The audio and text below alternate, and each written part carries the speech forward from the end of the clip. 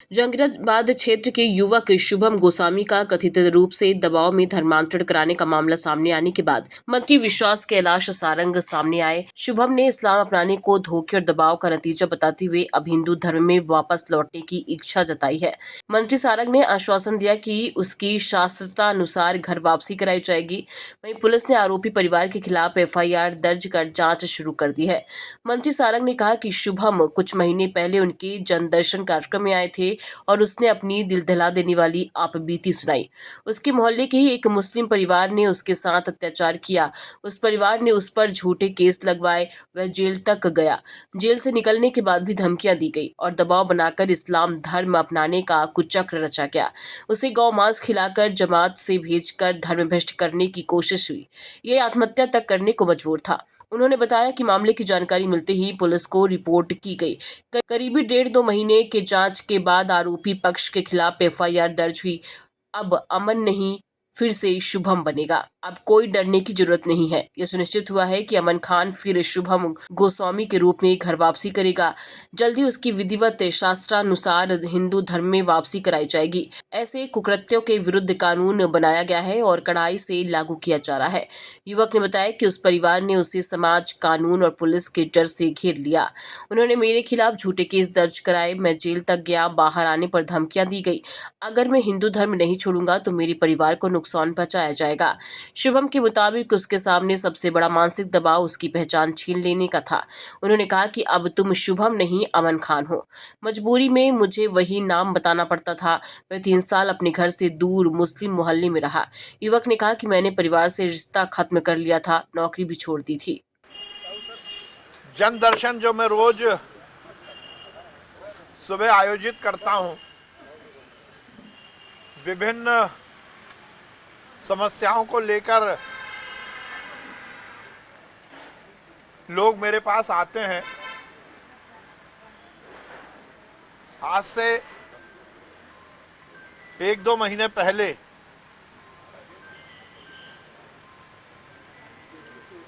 ये अमन खान ये अपना नाम लेकर मेरे पास आए थे और इन्होंने अपनी बहुत ही दर्दनाक कहानी मुझे बताई। इनका असली नाम शुभम गोस्वामी था।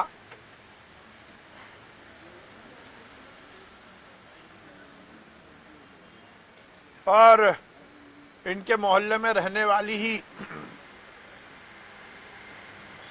एक परिवार ने इनके साथ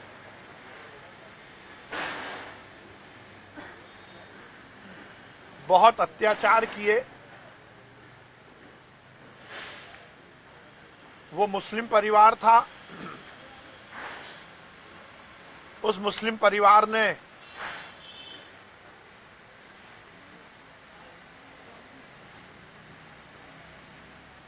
इनके ऊपर गलत केस लगवाए।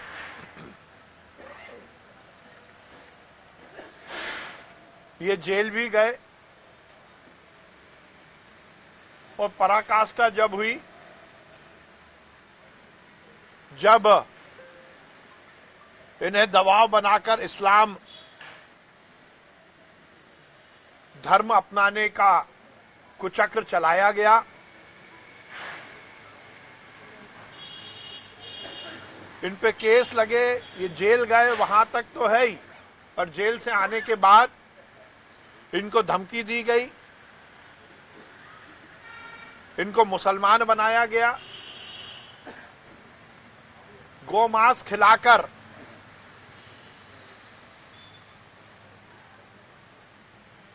इनके धर्म को भ्रष्ट करने का प्रयास किया गया। जमात में भेजा गया। लगातार इनके परिवार को मारने की धमकी दी गई। जब इन्होंने ये मामला आकर मुझे बताया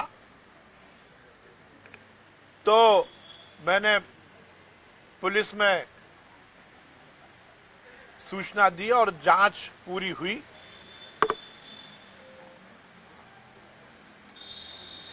उनके खिलाफ FIR दर्ज हुई। ये आज फिर मेरे पास आए।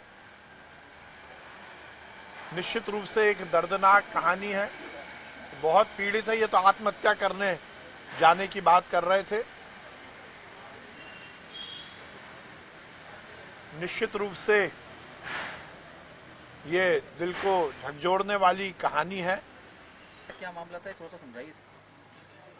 मुसलमान लड़की ने प्रेम जाल में मतलब फंसा के जो था उसका मुसलमान बनने का बोला, उसने बोला मुसलमान बन जाओ शादी करने के लिए। नहीं बनने पे उसके परिवार ने एफआईआर कराई, जिनसी चौराहे पे मारा भी, मारपीट करी उनके मित्रों ने। और उसके बाद है ना मेरे को के ऊपर काफ़ी टाइम तक मैं अकेला ही था, मेरे साथ तो कोई था नहीं, बार बार मेरे ऊपर ये मारपीट होती थी। उसके बाद गाली गलौच, आने जाने में दिक्कत। फिर कई बार प्रताड़ित होकर मैंने फिर उनके अनुसार इस्लाम धर्म अपना लिया। 3 साल तक बना रहा। बना रहने के बाद जब मैं उनसे पास जाता था कि आपने मुझे मुसलमान बना दिया, जमात में भेज दिया। लगभग 4-5 महीने जमात में रहा मैं, काफ़ी दिन। उसके बाद वहाँ पे जो गौ मांस वगैरह भी परोसा जाता है उधर, तो मेरी मजबूरी गौ मांस भी मैंने खाया। उसके बाद जब काफ़ी महीने होने के बाद मैं 3 साल तक उनके पास मुसलमान बन के रहा। उसके बाद मैंने उनसे बोला कि आपने मेरे साथ ऐसा कर दिया, मेरे परिवार ने मुझे त्याग दिया, समाज ने मुझे त्याग दिया, मैं हिंदू धर्म का रहा नहीं। उसके बाद उन्होंने मेरे को थोड़ी भी मुझे परेशान करने लगे, गाली बकने लगे, बोले तू हिंदू धर्म जाएगा वापस तो तुझे मारेंगे, ऐसा कुछ बार बार बोलते थे। बहुत परेशान हो चुका था कि मैं अकेला हो चुका था। दोनों धर्म, हिंदू धर्म से तो मुझे त्याग ही दिया था, मुसलमान धर्म में गया, उनने भी मेरे साथ धोखाधड़ी करी बहुत।